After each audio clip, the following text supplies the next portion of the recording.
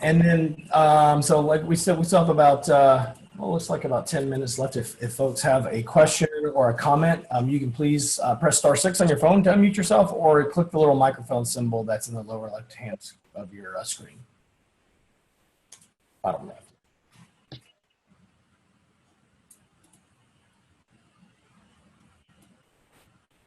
All right, well, I think that is it for questions and comments for tonight. So again, for those of you who want to get involved, oh, Craig, did you have a question? Yeah, let me close my door. Oh, he's at work, so he has to close his door. Thanks, Ricky. I'm at the office still here. Yep. David, thanks for this presentation. We just had our Southern California conference a few weeks ago, and we had an environmental justice speaker and someone else spoke about social justice. And I found it was quite jarring. In some ways, we were looking to build alliances, and we thought we'd show respect by inviting them to come to our conference. But as the speakers looked out at the crowd, they pretty quickly said, you guys are obviously pretty much one demographic, older white. And we worked really hard this year to get more students. So we were thrilled that we had 40 students sign up. So we're working on age to get younger. But at the end of the conference, I said, it was a hard message to hear. And I thought, are there other conferences that have had some speakers that you would recommend? And also just to comment that it was a hard message for our group to hear, for me to hear, and that I challenged our group that we want Congress to come together across the aisle, Republican and Democrat, to be on the Climate Solutions Caucus. And so I was saying, we're thinking next year that for you to come to this conference, you need to bring somebody different than you to be able to come. And we all laughed a little bit in some ways, but it was serious. That this is serious. We really do need to find these things and go to where they are. Our quasi that spoke to us was saying, we need to go to them and join them where they are, as you've mentioned. Yeah, I think that's really important. And again, without the expectation that we're going to be successful in recruiting them into our organization, I think this matter of strategic framework is important, and it's something that I'm still kind of trying to wrap my head around. In reading Dr. Bollard's book, particularly about if you look at it this way, that the environmental justice movement really grew in the South on the heels of the civil rights movement. So it adopted not just the tactics, but the strategy and the rationale around civil rights and then human rights. And so it's embedded more in the civil rights movement and the human rights movement than it is in the environmental movement, even still, I think.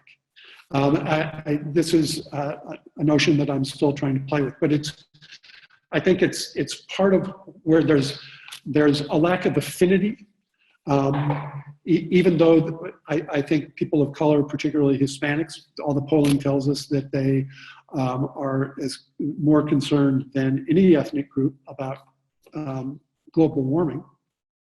I think that the concern is there. I think a lot of it has to do with simple lack of trust. And it goes back to the core race problem that we still have. I mean, anyone who thinks that we live in a post-racial world is fooling themselves. I think it's something we need to figure out how to address as an organization in some way, and I don't know what that way is. Very wise CCL colleague who's been involved in environmental and racial issues for a number of years has suggested to me that she knows a group of facilitators with whom we should put together after our June conference with our entire staff and board to deal with this issue.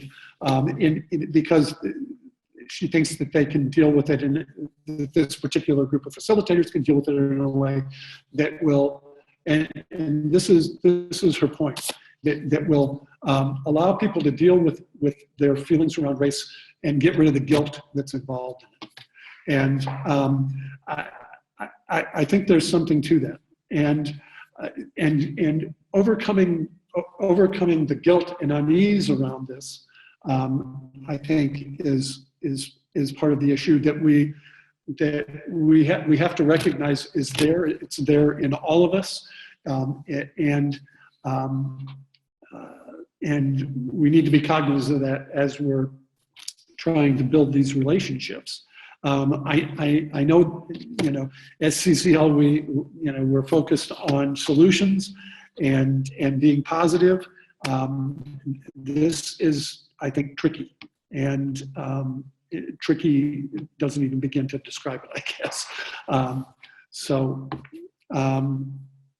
I think that that we just need to look for the opportunities where they arise. Craig, as you said, as Julie said, Ricky said, we need to make ourselves available and be present and hope good things happen.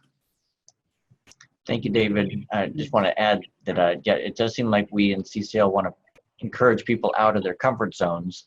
And so your topic tonight is very timely of, we don't want to see what happened in Washington State happen with our bill, and how can we get ourselves out of our comfort zone to go talk to people that are different than us, so we continue to create those connections. I found even at our conference, I encourage people to have lunch with somebody that you don't know, and people want to gravitate towards people they know. So it's all a challenge for all of us. And I should mention too that this is very difficult in some places and not so difficult in others. I'll give you just a quick example. And Julie's aware of this. The local affiliate of Interfaith Power and Light, which is called Faith in Place, has been approached by a number of CCLers, and myself included, Julie included, about supporting carbon fee and dividend. And in a recent communication, the executive director, who I consider a friend, responded to one of our volunteers and said that since finished, it was a cordial letter. He was concerned about the fact that in any carbon pricing scheme, the